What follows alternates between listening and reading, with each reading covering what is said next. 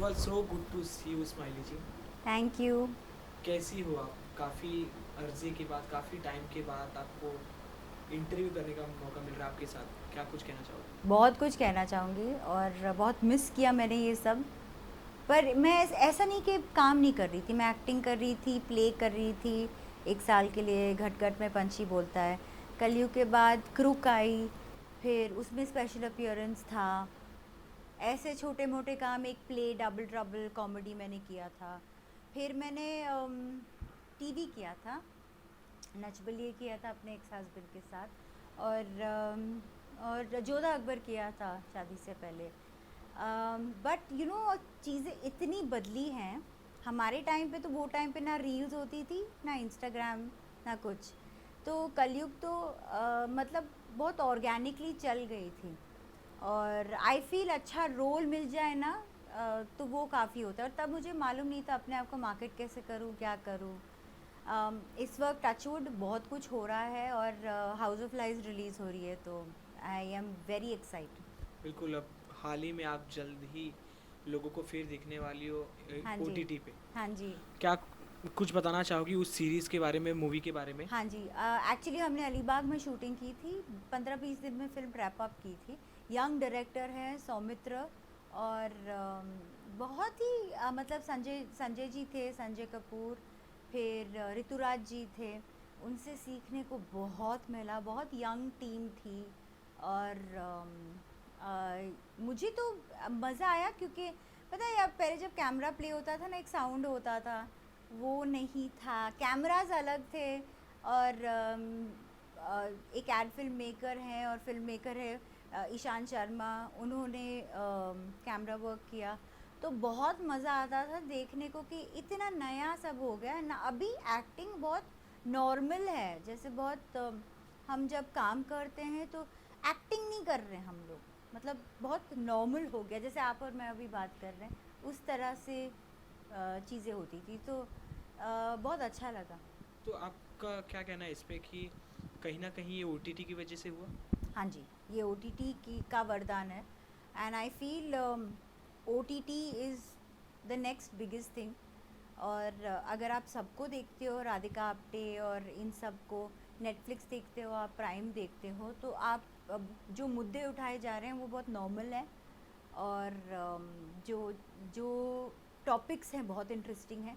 हम उन चीज़ों के साथ खेल सकते हैं जो, आई थिंक सिनेमा बहुत चेंज हुआ है, जो पहले नहीं कर सकते थे।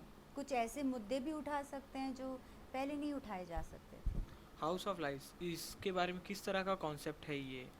बस ये एक रात की कहानी है। ओके। ऋतुराज जी, जैसे आप देखते हैं, उनका मर्डर हो जाता है। और फिर संजय कपूर जी और उनकी टीम आती है घर के सब सदस्यों को इंटरव्यू करके पता करने के लिए कि किसने मर्डर किया। और बिटकॉइन का जो कॉन्सेप्ट है वो भी यूज़ हुआ है, कि पैसे कैसे गायब होते हैं। तो बस एक रात की कहानी है, सिंपल सी। और पता चलता है कि क्या होता है। संजय जी की वाइफ का किरदार निभा रही हो आप? नहीं, मैं संजय जी की सॉरी। वाइफ नहीं, ऋतुराज जी की छोटी छोटी वाइफ। ओके। जो उनकी 2 वाइफ्स हैं, और मैं दूसरी वाइफ हूँ। और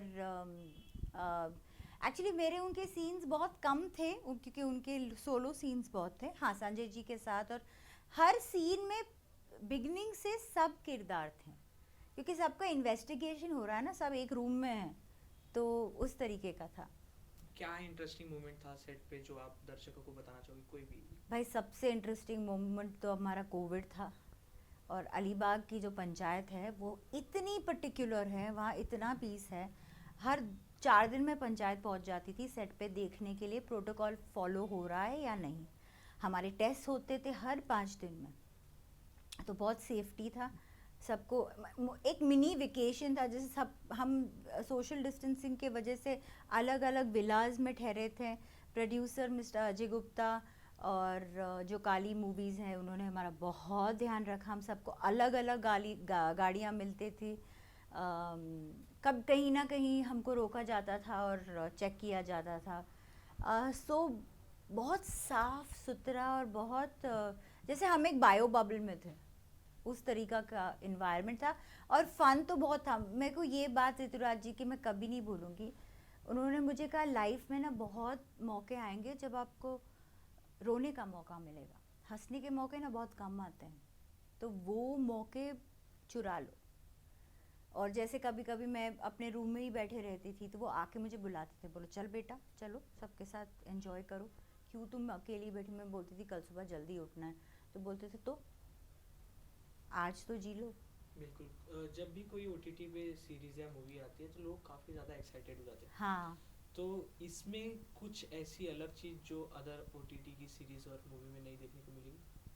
ऐसा कुछ नहीं है, पर आई एम श्योर ये इसमें अलग ये चीज़ एक्चुअली मैं अगर बता दूँ तो सस्पेंस चला बिल्कुल बिल्कुल, मीन्स जाएगा। या वैसे इंटरेस्टिंग कुछ चीज़। इंटरेस्टिंग।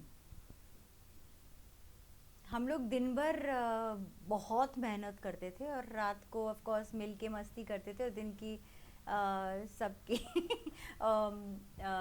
मतलब जिसके साथ क्या हुआ वो Soumitra is very good sense of humour. वो जितने सीरियस है ना, वो जितनी सीरियस तरीके से सीन शूट करते थे, रात को वो सबका मजाक उड़ाते थे। इट्स सो फनी कि उनको सब पता था कि किस रूम में क्या चल रहा है, कौन क्या बोल रहा है। और ऐसे बहुत किस्से थे जब किसी का माइक ऑन था तो चीज़ें सुनाई दी, और उस पर बहुत हंसी और बहुत हमने बहुत खुशियाँ मनाई। आई वुड बिल्कुल। जस्ट से एक लॉकडाउन के बाद जो हम 15 दिन शूट के लिए गए तो खुशी का माहौल था। और लोगों को, मुझे आई टेल यू व्हाट मुझे क्या हुआ था, क्योंकि मैं लॉकडाउन में अकेली थी। जब मैं शूट पे गई ना, एक तो हेयर के लिए कोई आते हैं हेयर ड्रेसर साहब, फिर मेकअप के लिए आते हैं, तो मुझे ना थोड़ा डर लग रहा था कि जब कोई इतने पास है, लेकिन सबके टेस्ट हुए हुए थे, सब मास्क में थे। लेकिन सडनली आप जब एक एनवायरनमेंट में घुसते हो, जो अकेले रहने के बाद ना, एक मुझे घबराहट सी हुई थी, I be honest. But I think सबको हुआ था, और सबने मुझे देखा और सबने कहा रिलैक्स, ये सोशल डिस्टेंसिंग की वजह से आप फील कर रहे हो, क्योंकि अब यहाँ पे कोई है। तो और हम संजय सर भी बहुत ख्याल रखते थे कि रूम में 5-6 से ज़्यादा लोग ना हो। ओटीटी की बात करें, जिस तरह से ओटीटी ने ओवरटेक किया है हाँ जी। बड़े पर्दे को, उस पे आपका क्या कहना है? बस ये हमेशा होना ही था, आई लोगों का फील। मेन ये भी मानना है कि 10 सेकेंड स्किप करने का होता है और फिल्मों में नहीं, पूरा 3 घंटे बैठने पड़ते हैं। ये शॉर्ट फिल्म है, बहुत जल्दी ख़त्म भी हो जाती है। और इस फिल्म में अगर आप कुछ 10 सेकेंड्स फॉरवर्ड करते हो तो आप बहुत कुछ चला जाएगा, तो फॉरवर्ड ना करें इसमें, क्योंकि मर्डर मिस्ट्री है और बहुत कुछ है टू ग्रैब। और ओटीटी का? और ओटीटी मतलब कोविड के वजह से तो ओटीटी का प्लेटफॉर्म बहुत ही बड़ा हो गया, पर हॉलीवुड में टेलीविज़न भी बहुत बड़ा है। स्टूडियोज़ पिक्चरें बनाती हैं, लेकिन टेलीविज़न हॉलीवुड में बड़ा है। अब ये बॉलीवुड में हो गया है कि अब बड़ी पिक्चरें आएंगी आई थिंक थिएटर पे। ओटीटी का ये अच्छाई ये है कि सब पिक्चरें आप घर में बैठ के अपने फैमिली के साथ देख सकते हो, और ज़रूरी नहीं कि बाहर जाके, अभी हम अगर 5 जन को लेके बाहर जाएं तो 6-7 हज़ार तो खर्चा हो ही जाते हैं। यहाँ घर पे बैठो और देखो। स्माइली जी, आपकी बात करें तो अ, आपने बीच में काफ़ी सारे काम किए अभी तक, हाँ। पर जब आपने कलयुग किए, कलयुग के बाद अभी जो कैमरा फेस आपने किया, क्या चेंजेस आपको देखने को मिले? और एक तो अभी जो जैसे मैंने कहा एक्टिंग का कुछ पता चलता भी नहीं है। एक मैं आपको फ़नी इंसिडेंट बताती हूँ। मुझे ना बहुत दिलचस्पी होती कैमरा, और तो मैं ईशान सर से जाके पूछती थी, सौमित्र से पूछती थी।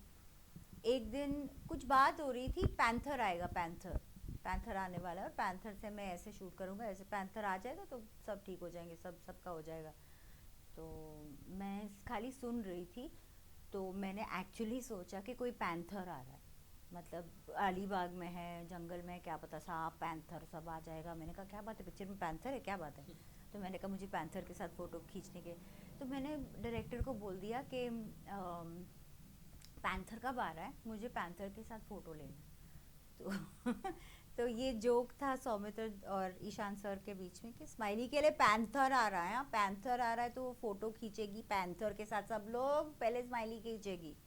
फिर पता चला पैंथर एक कैमरा है जो यू नो दो मतलब मूव करता है, उसकी मूवमेंट या उसकी जिस तरह एक पैंथर मूव करता है उस तरह मूव करता है, तो काफ़ी कुछ काम 2 शॉट में ख़त्म हो सकते हैं। जब भी कोई स्क्रिप्ट आपके पास आती है, कोई भी प्रोजेक्ट आपके पास आता है, तो फिर आप अपने मन में क्या प्रिपेयर करती हो आप अपने मैं आप को? अपना कैरेक्टर बस, मेरे को लगता है कि एक एक्टर के हाथ में बहुत कम एक्शन और कट के बीच में आपका काम है। आप सिर्फ अपने किरदार, अपने लाइंस लर्न करें, बाकी सब डायरेक्टर, कॉस्ट्यूम, मेकअप, हेयर आपको बना देता है। ये हम बात करें जब आप कोई प्रोजेक्ट करती हो, हाँ जी। उसके बाद आप कुछ समय का ब्रेक लोगी या कुछ भी करोगे, उसके बाद जब नेक्स्ट प्रोजेक्ट मिलने वाला है, उसके बीच का जो गैप होता है, उस वक्त ऑडियंस जानना चाहेगी कि आप क्या करती हो, आप क्या सोचती हो? फर्स्ट तो मैं सोचती नहीं हूँ, मैं अपने क्लासेस चलाती हूँ, I teach dancing, pole dancing. I also मैं आई होप अभी कोई गैप नहीं आए, बट अगर आता है तो मैं अपने आप पे काम करती हूँ। लाइफ में बहुत उतार चढ़ाव हुए हैं, तो उस पे मैंने बहुत मतलब टाइम निकाल दिया है, पर ठीक है, देर आए दुरुस्त आए। अपना टाइम शायद अभी आएगा। बिल्कुल, आपके पोल डांस पे भी काफ़ी सारी बातें करनी है, पर उसके पहले आपके बारे में जब हम रिसर्च कर रहे थे, आपके इंटरव्यूज़ देखे, तो काफ़ी उतार चढ़ाव आपकी लाइफ में भी जी। है। तो आप अपने प्रोफेशनल लाइफ को, पर्सनल लाइफ को कैसे मैनेज करते हैं? बहुत मुझे लगता है बहुत मुश्किल होता है, और मुझे तो बहुत धक्के मिले हैं, बट आई थिंक इस वक्त अपने आप को संभालना, प्रोफेशनल छोड़ो, पर्सनल छोड़ो, बस अपने आप को संभालना, स्थिर होना। जैसे I been through phases of depression, और बस अपना साथ देना बहुत ज़रूरी होता है। और एक फेम मिलने के बाद अपनी पर्सनल लाइफ कहीं ना कहीं उतनी पर्सनल नहीं रह जाती जब जी। ऑडियंस के सामने आप आ जाते हो। जी। तो ऑडियंस की तरफ से किस तरह का रिस्पॉन्स आता था ये सब होने के बाद? मैं बहुत खुश हूँ। मेरे जो भी कम फॉलोअर्स हैं, और मैं ये इंस्टा भी ज़्यादा नहीं जाती थी, जो भी है ना, टचवुड बहुत अच्छे हैं, मुझे बहुत प्यार मिला है, और सब ने कहा मैडम कम बैक करो, कम बैक करो। तो किसी ने टचवुड, शायद मैं इतनी फेमस नहीं हूँ, किसी ने ऐसा ट्रोल नहीं किया। आपके पोल डांस स्टूडियो की बात करें, किस तरह का प्रोसेस रहता है उसमें, और आपका इंडिया का फर्स्ट पोल डांस स्टूडियो, जी। तो उसके लिए कॉन्ग्रेचुलेशन पहले। Thank you. सो अर्लियर लोग पोल डांस को बहुत बुरी नज़र से देखते थे, जैसे कथक और बेली डांसिंग को भी। अभी तो सब ने खोल दिए पोल डांस स्कूल्स, और ये एक स्पोर्ट है, ओलंपिक्स में भी चला गया है। तो मैं पोल डांस को यूज़ करती हूँ औरतों को एम्पावर करने के लिए। इससे डिप्रेशन जाता है, न्यूरोमस्कुलर कोऑर्डिनेशन बढ़ता है, आपकी बॉडी को एक, क्योंकि आप जब पोल फिटनेस करते हो तो आपको बहुत ज़रूरी है उस मोमेंट में रहना, नहीं रहोगे तो गिर जाओगे। तो आई फील ये बहुत एम्पावरिंग स्पोर्ट है। इसमें आपका इंटरेस्ट कब से था? वैसे बचपन से डांस में तो इंटरेस्ट था। मैं एरियल सिल्क करती थी, तो 2016 में मैं सिंगापुर गई और मैंने ट्रेन किया ऐसे ही, मतलब पोल के लिए। आपका जो कलयुग का गाना है जिया धड़क हाँ धड़क, जी। ये अभी तक इतना ज़्यादा पसंद या करते हैं अभी लोग। ज़्यादा रील्स की वजह बिल्कुल, से। बिल्कुल। इतना ज़्यादा अभी तक भी पसंद करते हैं, आपको कुछ रिस्पॉन्सेज मिले अभी भी? अभी भी कितने लोग मेरा नाम नहीं जानते, बस मुझे जिया धड़क धड़क लड़की बुलाते हैं, या मुझे रेणुका बुलाते हैं। और हाँ, कुछ ऐसे गाने होते हैं जो आगे चल के, और हमें मतलब राज साहब और मोहित और भट्ट साहब ने ये जब गाना उनसे लिया था, इससे बहुत आई थिंक पता नहीं क्या सोचा था, पर ये गाना एपिक है। मोहित जी की बात करें, काफ़ी बड़े डायरेक्टर है, काफ़ी जी। काम पसंद करते हैं उनका लोग। जब भाई एक ऐसा बड़ा डायरेक्टर हो, हम्म। तो लोगों का ये भी मानना है कि उनके घर वालों को कोई कोई टेंशन ही नहीं होगी, उनके फैमिली को इजीली काम मिल जाएगा। नहीं नहीं, तो इसमें कितनी सच्चाई है? नहीं है सच्चाई। मैं ये बात संजय जी से भी बात कर रही थी, और उन्होंने कहा कि लोग मुझे भी कहते थे तुम्हारा भाई तो अनिल कपूर है, बॉनी कपूर जी आपके भाई हैं, और मुश्किल होता है क्यों? क्योंकि एक प्रेशर आता है। देखिए हम सबको अपना करियर आगे बढ़ाना है। आप अपना काम करते हो, डीओपी अपना काम करते हैं, चैनल वाले हेड अपना काम करते हैं।